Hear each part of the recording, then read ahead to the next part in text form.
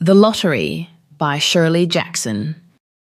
The morning of June 27th was clear and sunny, with the fresh warmth of a full summer day. The flowers were blossoming profusely and the grass was richly green. The people of the village began to gather in the square between the post office and the bank around 10 o'clock. In some towns there were so many people that the lottery took 2 days and had to be started on June 20th.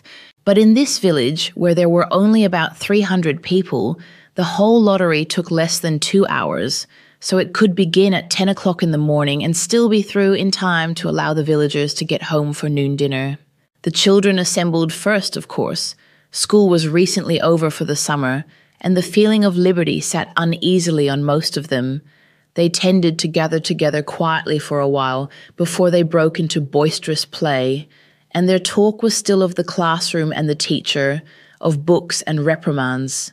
Bobby Martin had already stuffed his pockets full of stones, and the other boys soon followed his example, selecting the smoothest and roundest stones. Bobby and Harry Jones and Dickie Delacroix, the villagers pronounced this name Delacroix, eventually made a great pile of stones in one corner of the square and guarded it against the raids of the other boys. The girls stood aside, talking among themselves, looking over their shoulders at the boys, and the very small children rolled in the dust or clung to the hands of their older brothers or sisters. Soon the men began to gather, surveying their own children, speaking of planting and rain, tractors and taxes. They stood together, away from the pile of stones in the corner, and their jokes were quiet and they smiled rather than laughed. The women, wearing faded house dresses and sweaters, came shortly after their menfolk. They greeted one another and exchanged bits of gossip as they went to join their husbands. Soon the women standing by their husbands began to call to their children, and the children came reluctantly, having to be called 4 or 5 times. Bobby Martin ducked under his mother's grasping hand and ran, laughing, back to the pile of stones. His father spoke up sharply, and Bobby came quickly and took his place between his father and his oldest brother.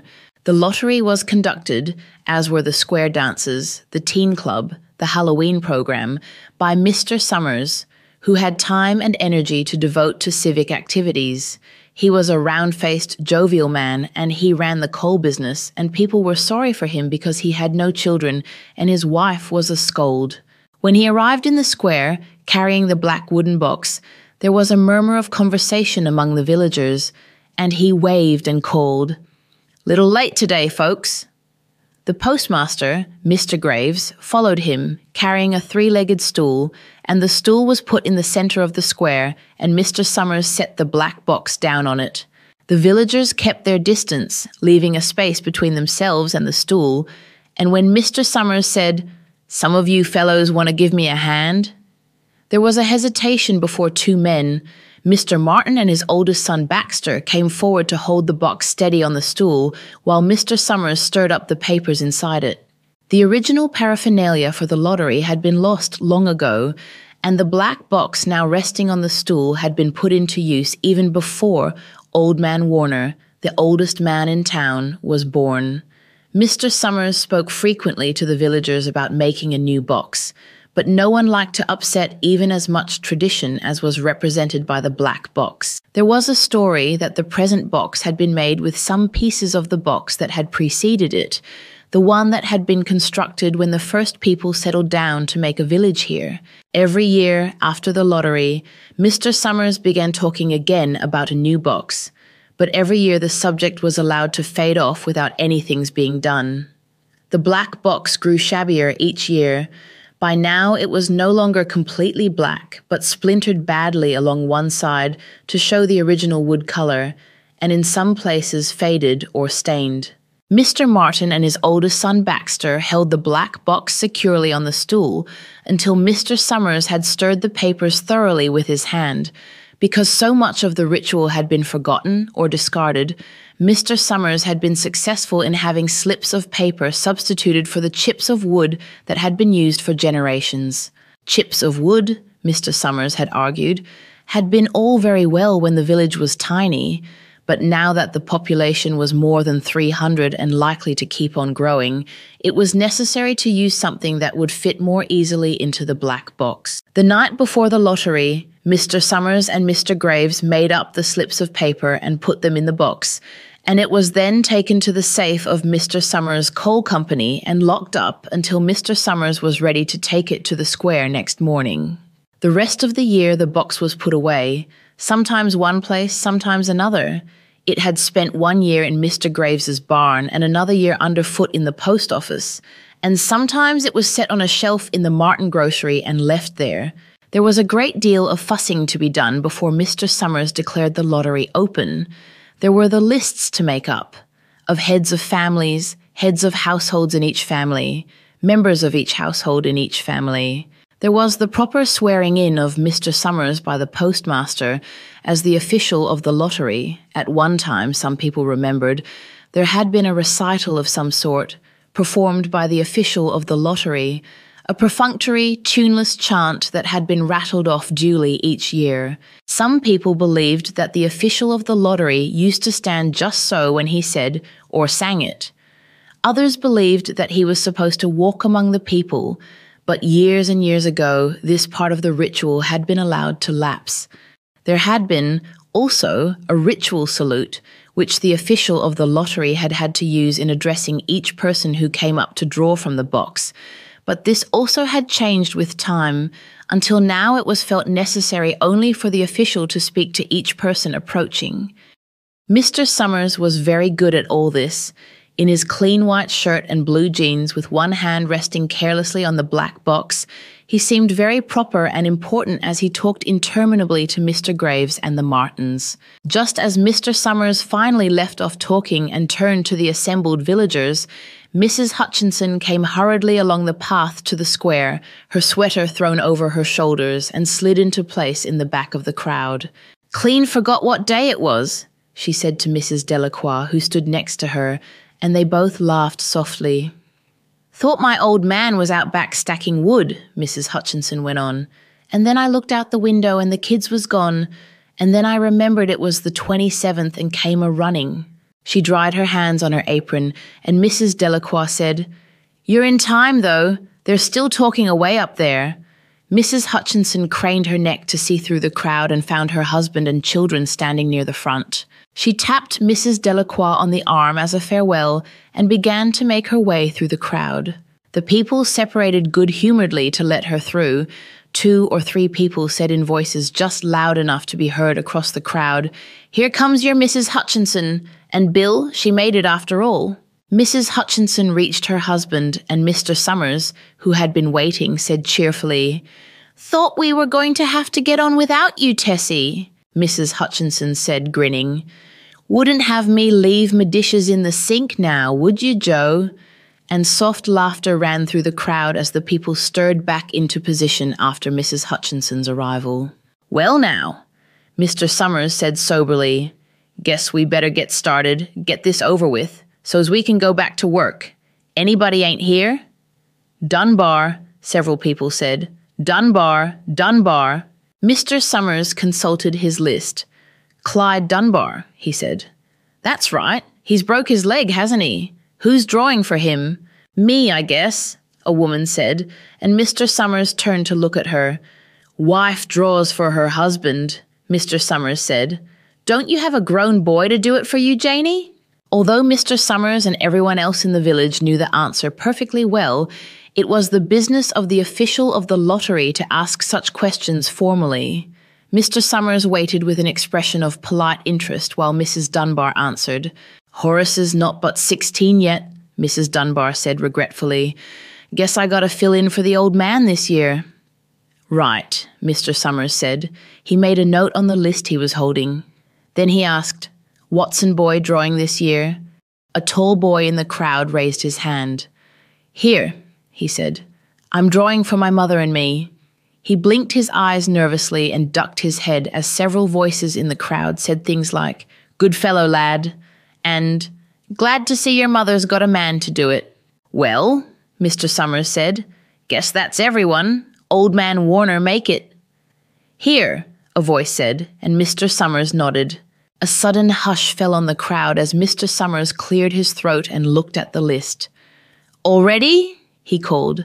"Now, I'll read the names, heads of families first, and the men come up and take a paper out of the box. Keep the paper folded in your hand without looking at it until everyone has had a turn. Everything clear?" The people had done it so many times that they only half listened to the directions. Most of them were quiet, wetting their lips, not looking around. Then Mr. Summers raised one hand high and said, "Adams." A man disengaged himself from the crowd and came forward. "Hi, Steve," Mr. Summers said, and Mr. Adams said, "Hi, Joe." They grinned at one another humorlessly and nervously. Then Mr. Adams reached into the black box and took out a folded paper. He held it firmly by one corner as he turned and went hastily back to his place in the crowd, where he stood a little apart from his family, not looking down at his hand. "Allen," Mr. Summers said. "Anderson, Bentham. Seems like there's no time at all between lotteries anymore," Mrs. Delacroix said to Mrs. Graves in the back row. "Seems like we got through with the last one only last week." "Time sure goes fast," Mrs. Graves said. "Clark." Delacroix. "There goes my old man," Mrs. Delacroix said. She held her breath while her husband went forward. "Dunbar," Mr. Summers said, and Mrs. Dunbar went steadily to the box while one of the women said, "Go on, Janie," and another said, "There she goes." "We're next," Mrs. Graves said. She watched while Mr. Graves came around from the side of the box, greeted Mr. Summers gravely, and selected a slip of paper from the box. By now, all through the crowd, there were men holding the small folded papers in their large hand, turning them over and over. Nervously, Mrs. Dunbar and her two sons stood together, Mrs. Dunbar holding the slip of paper. "Harbert. Hutchinson." "Get up there, Bill," Mrs. Hutchinson said, and the people near her laughed. "Jones." "They do say," Mr. Adams said to Old Man Warner, who stood next to him, "that over in the North Village they're talking of giving up the lottery." Old Man Warner snorted. "Pack of crazy fools," he said. "Listening to the young folks, nothing's good enough for them. Next thing you know, they'll be wanting to go back to living in caves. Nobody work anymore. Live that way for a while. Used to be a saying about lottery in June, corn be heavy soon. First thing you know, we'd all be eating stewed chickweed and acorns. There's always been a lottery," he added petulantly. "Bad enough to see young Joe Summers up there joking with everybody." "Some places have already quit lotteries," Mrs. Adams said. "Nothing but trouble in that," Old Man Warner said stoutly. "Pack of young fools." "Martin," and Bobby Martin watched his father go forward. "Overdyke, Percy." "I wish they'd hurry," Mrs. Dunbar said to her older son. "I wish they'd hurry." "They're almost through," her son said. "You get ready to run, tell Dad," Mrs. Dunbar said. Mr. Summers called his own name and then stepped forward precisely and selected a slip from the box. Then he called, "Warner." "77th year I've been in the lottery," Old Man Warner said as he went through the crowd. "77th time." "Watson?" The tall boy came awkwardly through the crowd. Someone said, "Don't be nervous, Jack." And Mr. Summers said, "Take your time, son." "Zanini." After that there was a long pause, a breathless pause, until Mr. Summers, holding his slip of paper in the air, said, "All right, fellows." For a minute no one moved, and then all the slips of paper were opened. Suddenly all the women began to speak at once, saying, "Who is it? Who's got it? Is it the Dunbars? Is it the Watsons?" Then the voices began to say, "It's Hutchinson. It's Bill. Bill Hutchinson's got it." "Go tell your father," Mrs. Dunbar said to her older son. People began to look around to see the Hutchinsons. Bill Hutchinson was standing quiet, staring down at the paper in his hand. Suddenly, Tessie Hutchinson shouted to Mr. Summers, "You didn't give him time enough to take any paper he wanted. I saw you. It wasn't fair." "Be a good sport, Tessie," Mrs. Delacroix called, and Mrs. Graves said, "All of us took the same chance." "Shut up, Tessie," Bill Hutchinson said. Well, everyone, Mr. Summers said, that was done pretty fast, and now we've got to be hurrying a little more to get done in time. He consulted his next list. Bill, he said, you draw for the Hutchinson family. You got any other households in the Hutchinsons? There's Don and Eva, Mrs. Hutchinson yelled. Make them take their chance. Daughters draw with their husbands' families, Tessie, Mr. Summers said gently.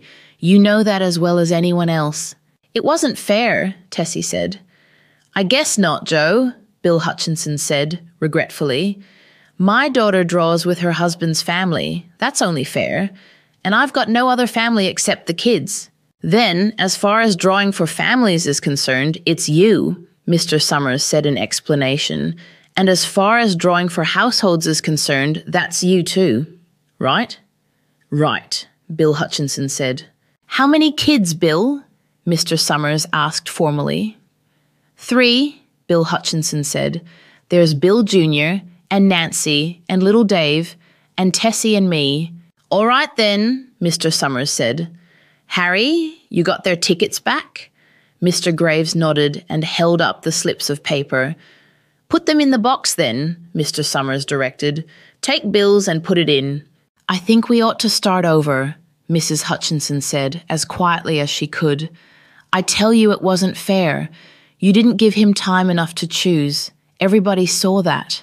Mr. Graves had selected the 5 slips and put them in the box, and he dropped all the papers, but those onto the ground where the breeze caught them and lifted them off. Listen, everybody, Mrs. Hutchinson was saying to the people around her. Ready, Bill? Mr. Summers asked, and Bill Hutchinson, with one quick glance around at his wife and children, nodded. Remember, Mr. Summers said, take the slips and keep them folded until each person has taken one. Harry, you help little Dave. Mr. Graves took the hand of the little boy, who came willingly with him up to the box. Take a paper out of the box, Davy, Mr. Summers said. Davy put his hand into the box and laughed. Take just one paper, Mr. Summers said. Harry, you hold it for him. Mr. Graves took the child's hand and removed the folded paper from the tight fist and held it while little Dave stood next to him and looked up at him wonderingly. Nancy next, Mr. Summers said. Nancy was 12, and her school friends breathed heavily as she went forward, switching her skirt, and took a slip daintily from the box. Bill Jr., Mr. Summers said, and Billy, his face red and his feet overlarge, near knocked the box over as he got a paper out. Tessie, Mr. Summers said. She hesitated for a minute, looking around defiantly, and then set her lips and went up to the box. She snatched a paper out and held it behind her. Bill, Mr. Summers said, and Bill Hutchinson reached into the box and felt around, bringing his hand out at last with the slip of paper in it. The crowd was quiet. A girl whispered, I hope it's not Nancy, and the sound of the whisper reached the edges of the crowd. It's not the way it used to be, Old Man Warner said clearly. People ain't the way they used to be. All right, Mr. Summers said. Open the papers. Harry, you open little Dave's. Mr. Graves opened the slip of paper, and there was a general sigh through the crowd as he held it up, and everyone could see that it was blank. Nancy and Bill Jr. opened theirs at the same time, and both beamed and laughed, turning around to the crowd and holding their slips of paper above their heads. Tessie, Mr. Summers said. There was a pause, and then Mr. Summers looked at Bill Hutchinson, and Bill unfolded his paper and showed it. It was blank. It's Tessie, Mr. Summers said, and his voice was hushed. Show us her paper, Bill. Bill Hutchinson went over to his wife and forced the slip of paper out of her hand. It had a black spot on it, the black spot Mr. Summers had made the night before with a heavy pencil in the coal company office. Bill Hutchinson held it up, and there was a stir in the crowd. All right, folks, Mr. Summers said. Let's finish quickly. Although the villagers had forgotten the ritual and lost the original black box, they still remembered to use stones. The pile of stones the boys had made earlier was ready. There were stones on the ground with the blowing scraps of paper that had come out of the box. Delacroix selected a stone so large she had to pick it up with both hands and turned to Mrs. Dunbar. Come on, she said. Hurry up. Mr. Dunbar had small stones in both hands, and she said, gasping for breath, "I can't run at all. You'll have to go ahead and I'll catch up with you." The children had stones already, and someone gave little Davy Hutchinson few pebbles. Tessie Hutchinson was in the centre of a cleared space by now, and she held her hands out desperately as the villagers moved in on her. "It isn't fair," she said. A stone hit her on the side of the head. Old Man Warner was saying, come on, everyone." Steve Adams was in the front of the crowd of villagers, with Mrs. Graves beside him. "It isn't fair, it isn't right," Mrs. Hutchinson screamed. And then they were upon her.